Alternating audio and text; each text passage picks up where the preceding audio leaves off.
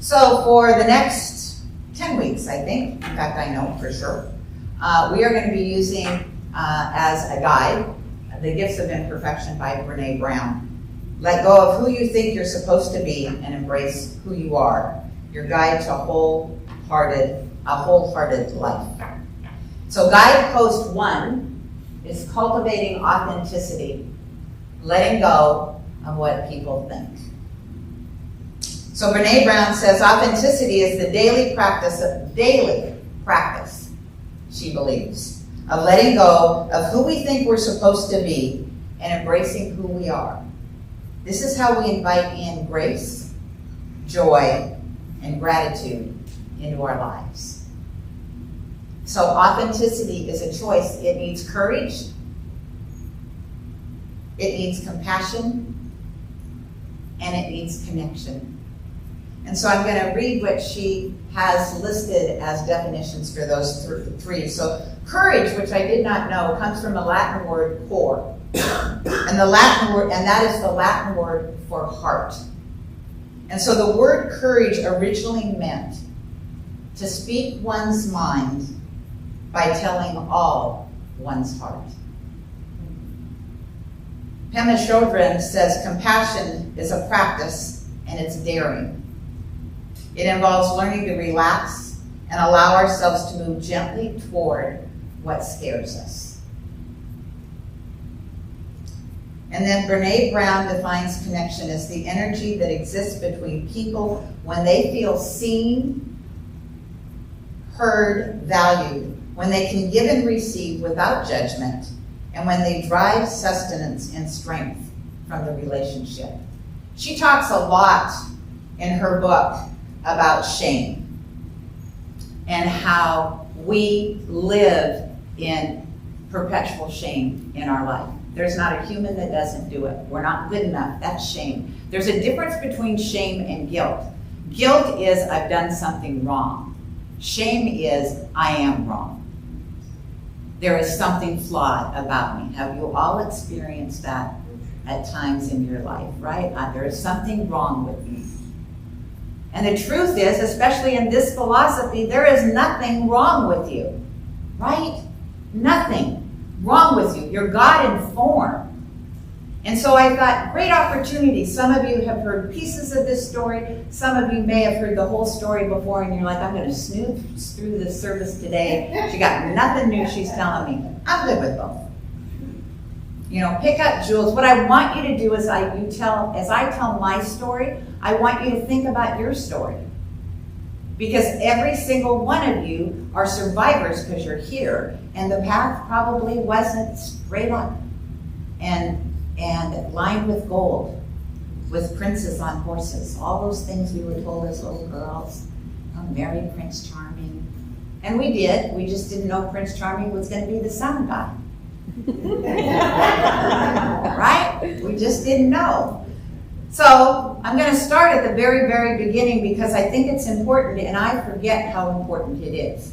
Two things happened when I was born. Number one, when I was born, because my mother and I almost died, she almost died giving birth, I almost died in birth, there was a lot of panic and a lot of tools used on me to get me here.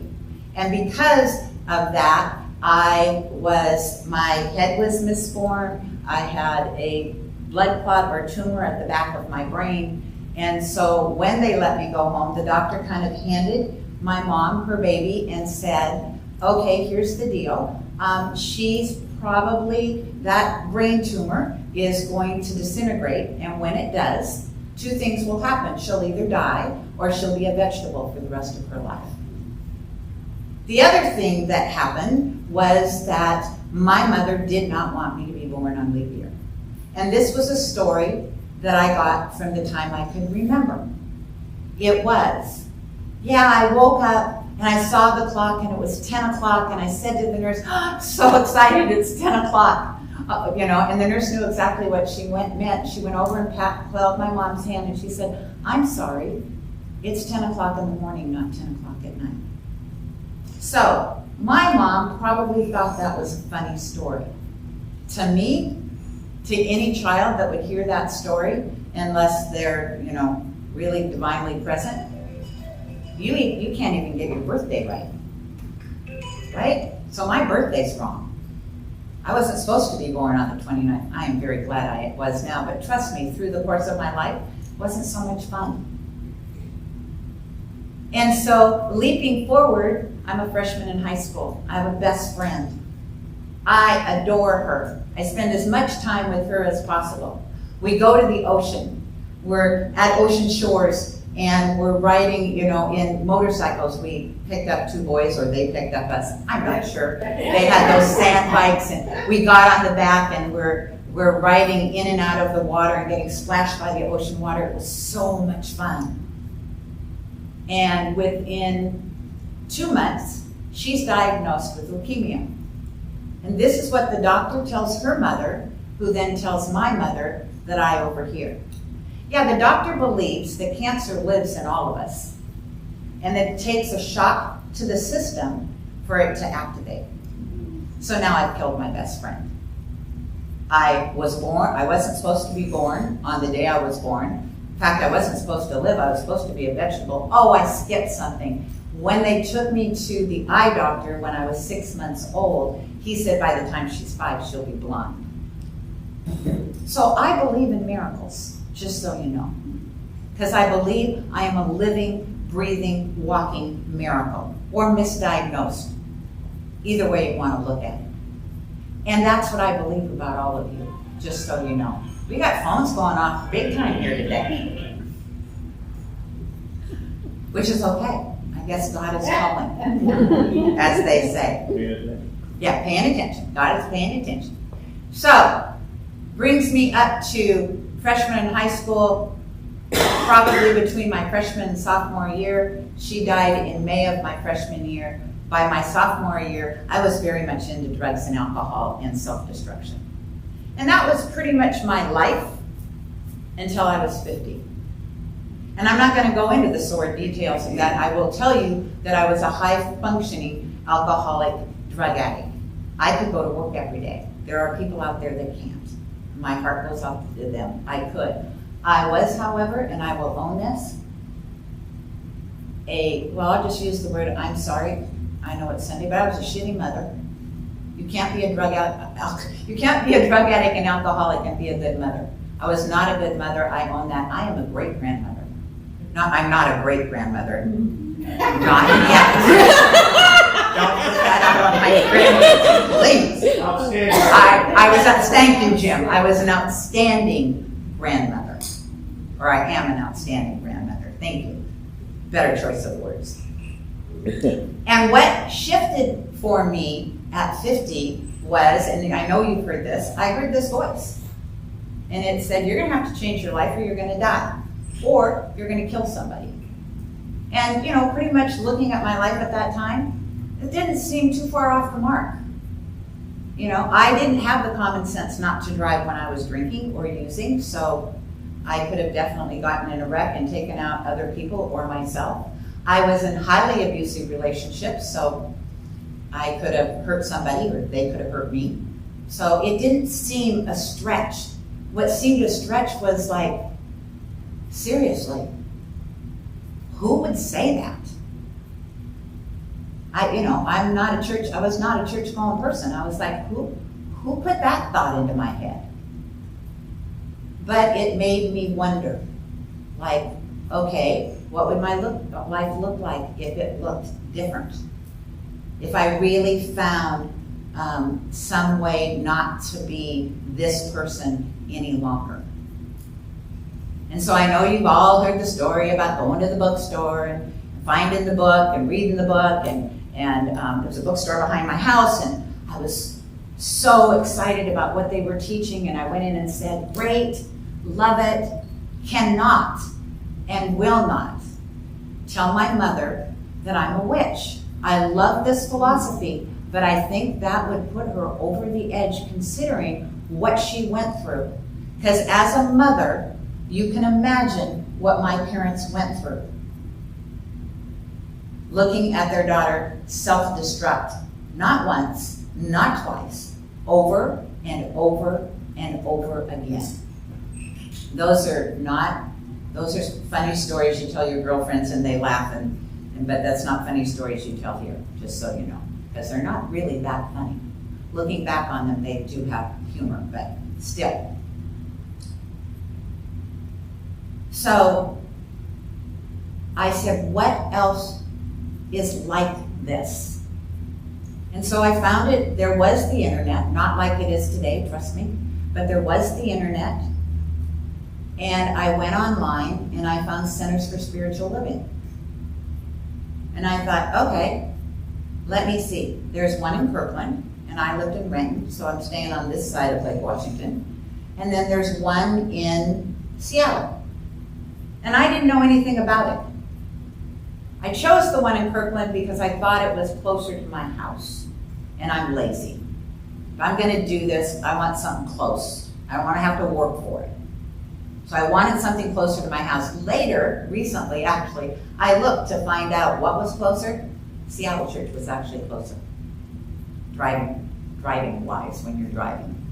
But I chose the Kirkland Church, and I kept calling her on the phone, like, when's your next service? She's like, well, it's this Sunday. And I literally said to her, this is when I knew, this is where I need to be. She said, yeah, we're having kind of a big deal celebration at the church on this Sunday. It would be really good if you came to that service. And I went, oh, I'd love to. And I have Seahawks tickets, and it's their first day at their new stadium. And her response was, good for you. If I had Seahawks tickets to their new stadium and I wasn't working, I'd be there with you. And I thought, okay, this is my woman. Reverend Susie Shale. This is my woman. At the time, I did not know she was clean and sober. At the time, I did not know I was choosing a center that I think at the time, CSL Seattle was probably 500 to 1,000 people every Sunday, to a center that was 70 people every Sunday. The difference being, I couldn't go to Reverend Susie's church, go in and walk out and never come back without somebody noticing, okay, where'd she go? Where'd she go? Was I clean and sober when I got that? No, I was not. In fact, I took foundations and was into probably week 8 of 10 when I went out with a girlfriend and we partied hard. And I woke up the next morning and I knew just this sense of, I'm done. No more cigarettes, no more booze, no more drugs. I'm done. That was October 19th of 2002. So I'd been there for a month and a half. But it just, people call them numinous experiences. And that's what it was for me.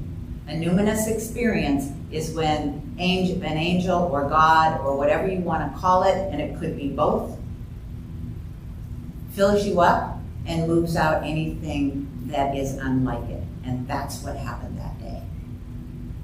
Because I just knew. And it's interesting because I know some people that are clean and sober that they still struggle. They have as much time in the program as I do, and they still struggle. They can't walk into a bar. They can't have alcohol in their home.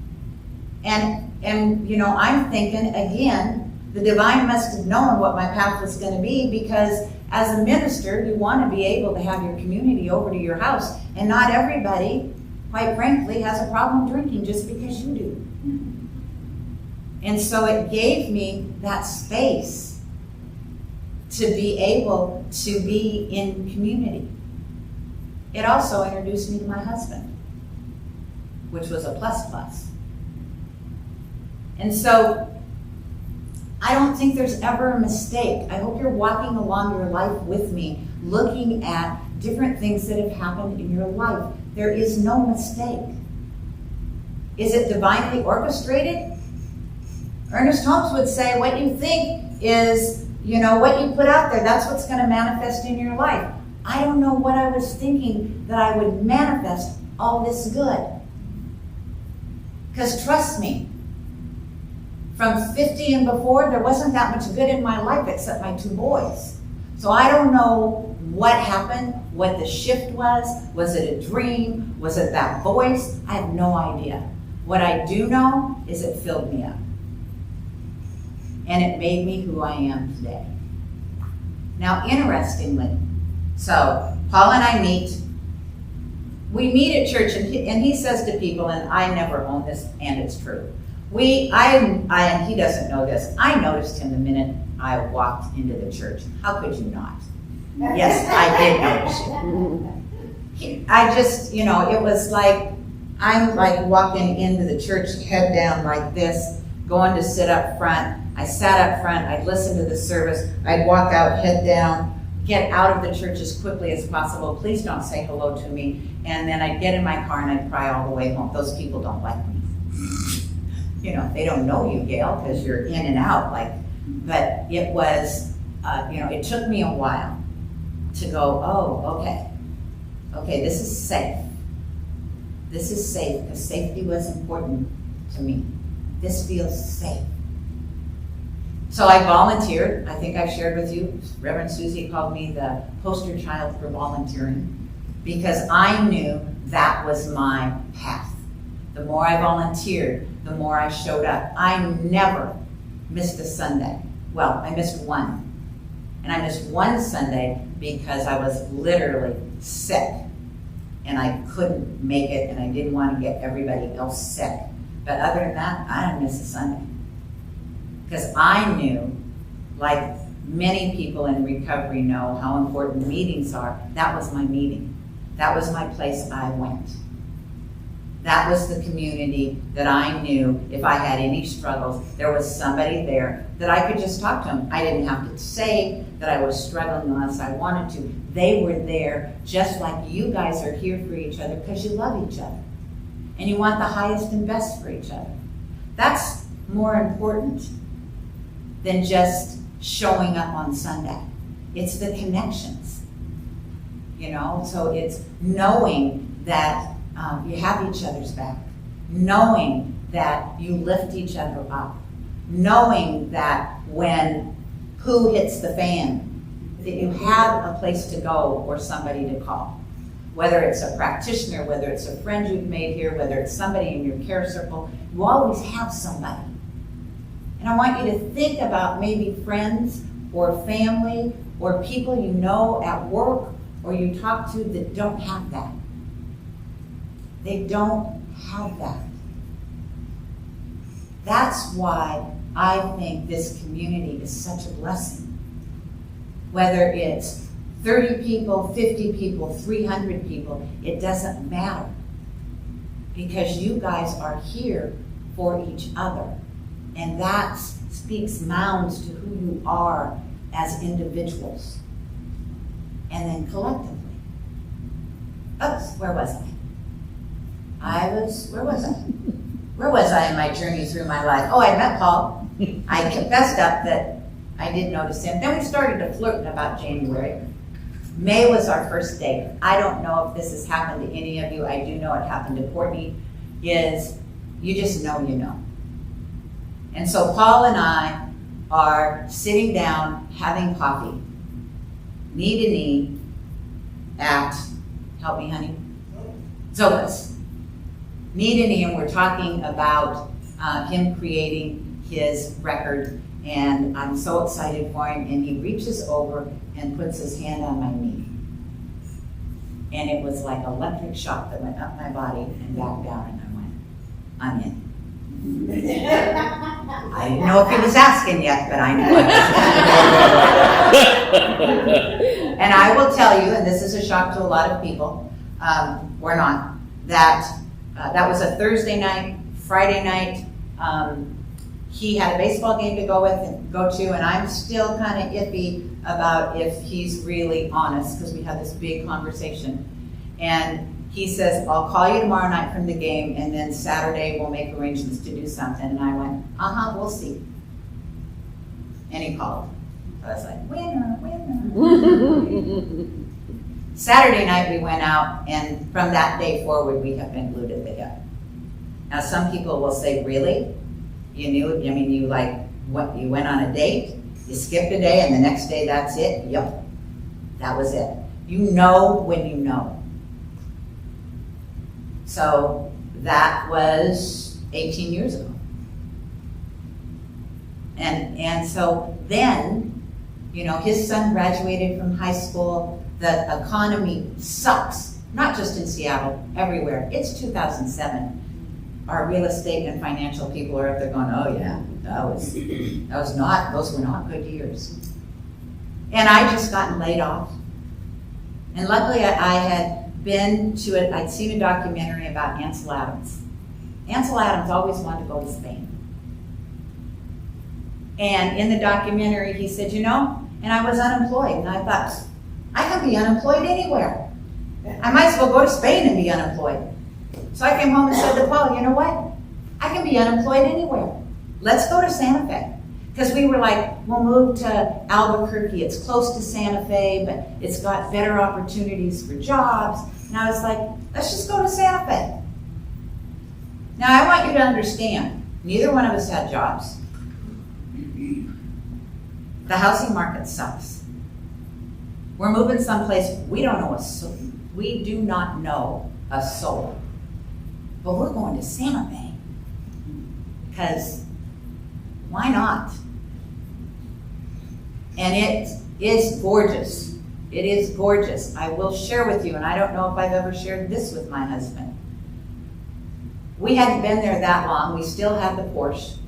Top down, it's wintertime. We're driving to the grocery store, and we had to drive by the National Cemetery in Santa Fe when you went to the grocery store. And I look over, and there is a place that the cemetery is absolutely green. It's where they bury all the military people. However, if you're just local, it's dirt and rocks. And I looked over and literally said to myself, hell no, I will never be buried here. That was my little inkling of, this isn't home. And I didn't share that with Paul because he loves Santa Fe. Oh, I need to back up a minute because I want you to understand a little bit about our relationship. When we got together, my finances were in the toilet, you know, because that's where they go sometimes. And he said, you know, here's the deal. You pay off all of your debt and I'll take care of us going out to dinner and going to concerts and all that stuff. And so we did that. So he kind of supported me, if you will. Ministerial school. I said to him, I want to go to ministerial school. Reverend Bernie will tell you, that is no inexpensive investment, ministerial school. You know, when you say you're going to ministerial school, you have to invest not only time, because there's a lot of time involved, there's a huge financial commitment to becoming a minister in any organization. He supported me through that. When we moved to Santa Fe, the idea was we'd go down, I'm in ministerial school, we'd go down, once I graduate, I'll write a book, and then I'll publish the book, and the two of us will travel the country, he'll do his music, and I'll go around and speak. Anybody seen my name on that book cover? The same. So, we're walking on an arroyo. If you don't know what that is, it would be like a dike here that keeps the river back. Only in Santa Fe, it's an arroyo that is keeping the sand back. There's not a lot of water, unless it rains. Then the arroyos are really important. But this day, no water. We're just walking along. And I spoke at Albuquerque Center for Spiritual Living, and when I got off the stage, I went, oh, that's what I want to do. I want to be a pulpit minister. So we're walking along, and I said, so I'd really like to be a pulpit minister. And he's like, well, I'd really like to travel around and do my music. And I said, okay, so here's the thing. I will support that, but if we're going to support that, I'm not going to be a pulpit minister because I'm just not that girl. You can't travel around the country. My mind would be going, yeah, Courtney knows, my mind would be making up stories about everything, so that's not happening. I'm tagging along. And he's like, okay, that doesn't really make sense, Gail, because you tagging along, you have an opportunity to do this. Mine is, you know, I haven't traveled around in the music anywhere. And so And I said, well, you know what we could do is you could be my music director, right? And you can sing every single Sunday in front of the community of people. And so he did that, again, giving up his dream to support me. So we stayed in Santa Fe. Here's the hardest conversation you have with your husband. I don't want to be here anymore. When you know that he loves Santa Fe. I probably knew it a good year before I had the courage to say to him, I can't live here. This is not home to me. And so we had a plan. And I forgot to say, we had a plan to move to Santa Fe. I'm going to graduate from ministerial school in 2010. We're going to walk the Pacific Crest Trail, and then we're going to move to Santa Fe. We opened a church in Santa Fe, Everyday Center for Spiritual Living, in September of 2010. That's what happens when you tell Spirit what your plans are. I always say, tell Spirit and then watch the steroids get attached and zoom like a rocket ship. So we had a plan. When I finally had the nerve to talk to him, okay, let's plan this.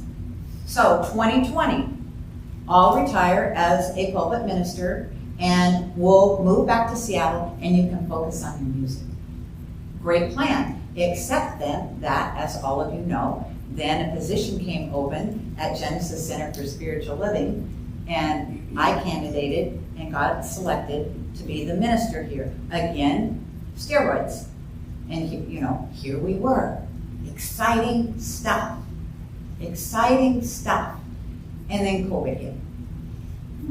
Or the global pandemic, whatever you want to call it. And it gives us an opportunity to really look at our life.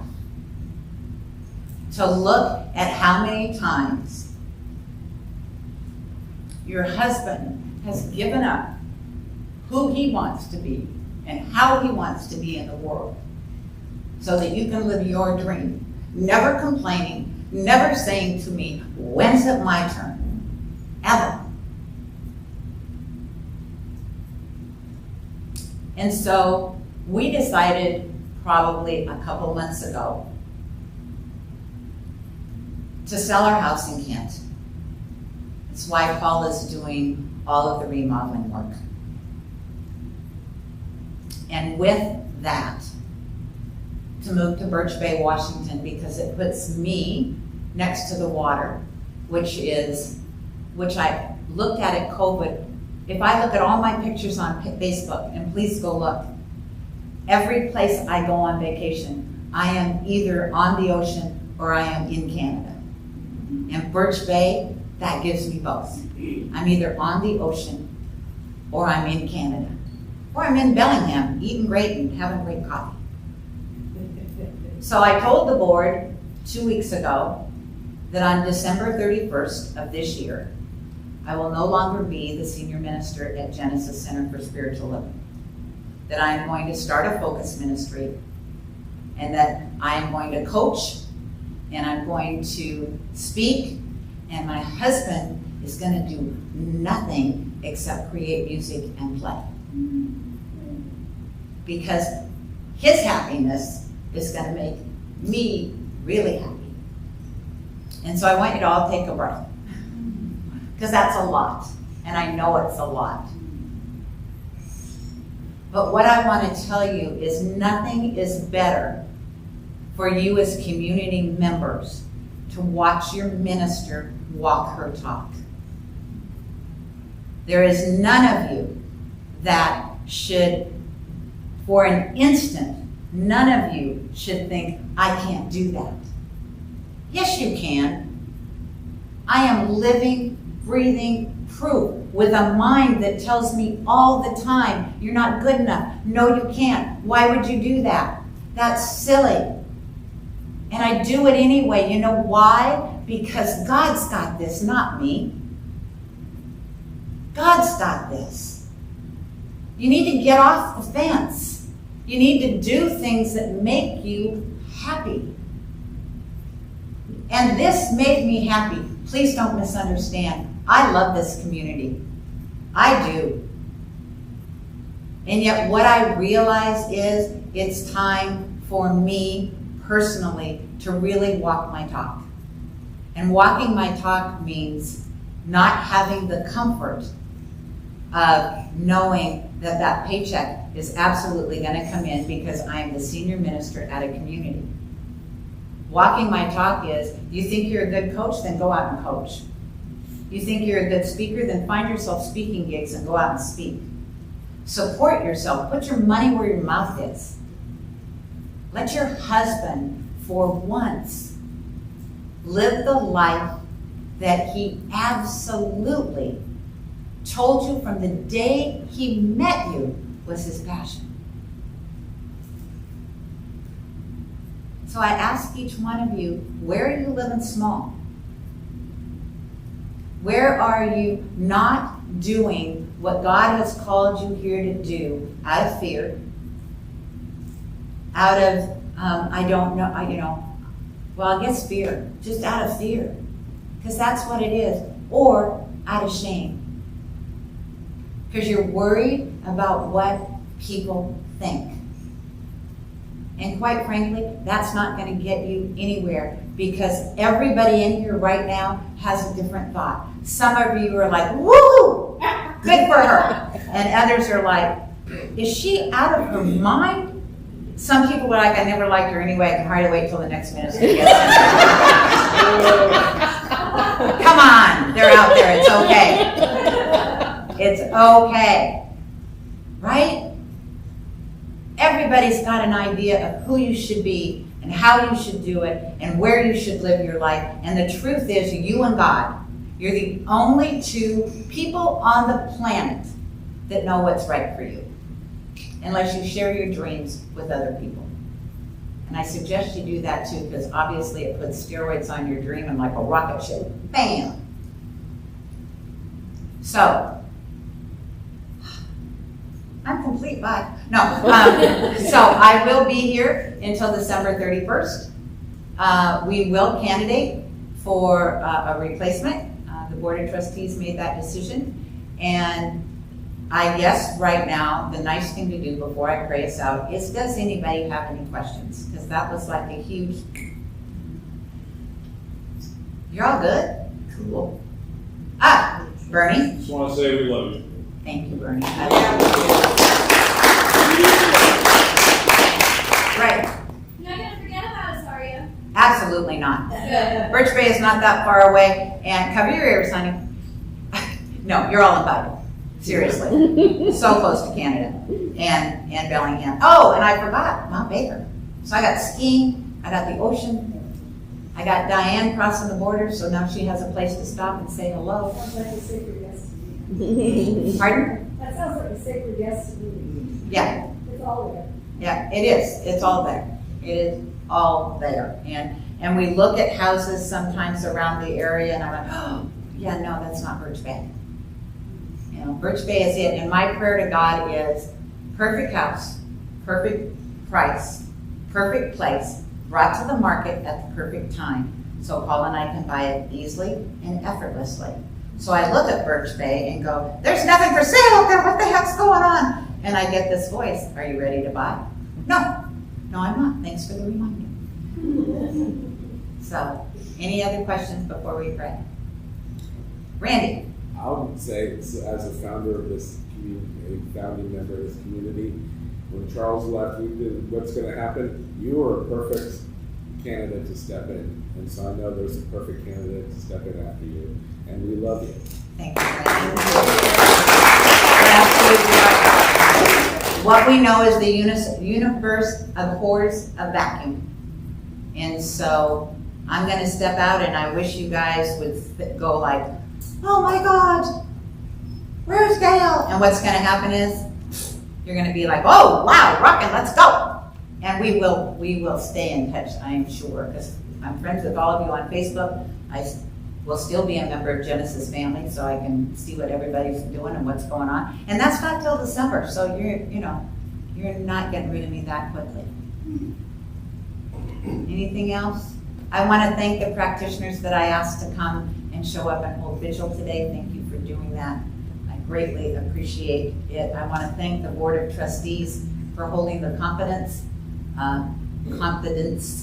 because they knew this, and I know it's hard not to share news like that with people, so thank you for being mindful and holding that in your heart. And I want to thank all of you for sitting through my story of authenticity.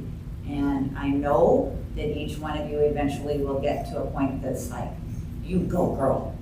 So, Laura. You held this community together through thick and thin, through a pandemic. I think you're pretty damn amazing. Aww. Yeah. Nothing like saying goodbye to have people just love you up. But I am still going. I mean, there was a part of, I will say, there's been a couple of times I shared with Courtney, because of course I told Courtney and Bernie like almost first up. And I was telling her, I was driving on Saturday to Lowe's, and I got this just overwhelming sadness. And I heard this voice go, what do you think you're doing? And I turned to Paul and said, oh Lord, do you ever get that feeling like maybe you've made the biggest mistake in your life? And he goes, yeah, but I got a bulldog for a wife. I know that she's just gonna chug along and go. And I was like, okay, thanks for that. And it passed, because I know this is what I'm supposed to do. So, we ready to pray? And thank you. I had Kleenex, but I made it through without crying. So thank you, visual people, for holding that space, and for Gray for getting me centered. Mother, Father, God, Spirit, right here and right now, in the house always. It's present as each and every one of us. That good that is God, as Emma would say, right here, right now. In the hearts and the minds and the souls of everyone present, including those online. It is that power and that presence, that one life that is God, that is all of you and me. It is love, it is abundance, it is joy, it is intelligence, it's magnificence. And when we claim that, when we know that, then truly the world does become your oyster. And so I invite each one of us to look at our life and find a place where we may be struggling or may want something more than. And wherever that is, know that all you have to do is surrender your doubt, your fear, your shame.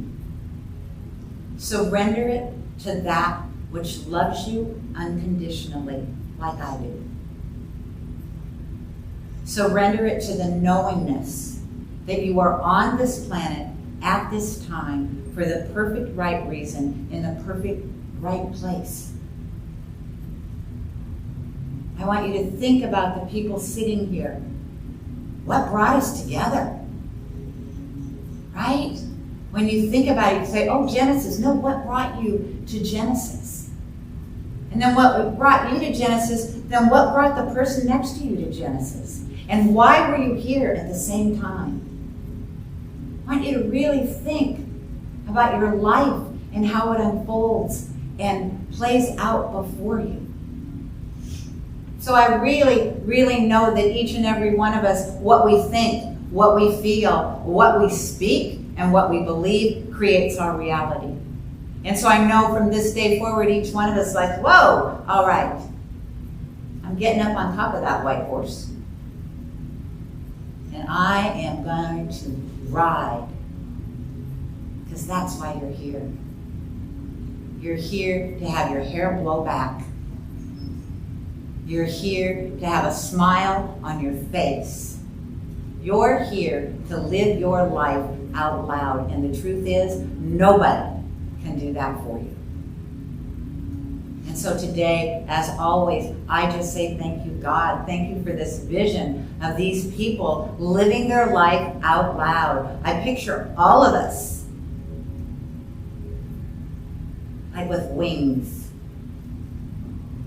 Some of us just leap. Some of us have that mama eagle behind us, which would be me, kicking us out of the nest. Because we can fly. every single one of us. So that is what I know as I say thank you, God. Knowing right here and right now, as I release these words into the law, into the truth, and into the magnificence of the universe. We've all got this because God's got us. I call it good because I know it's God, and together we say, so it is. Namaste.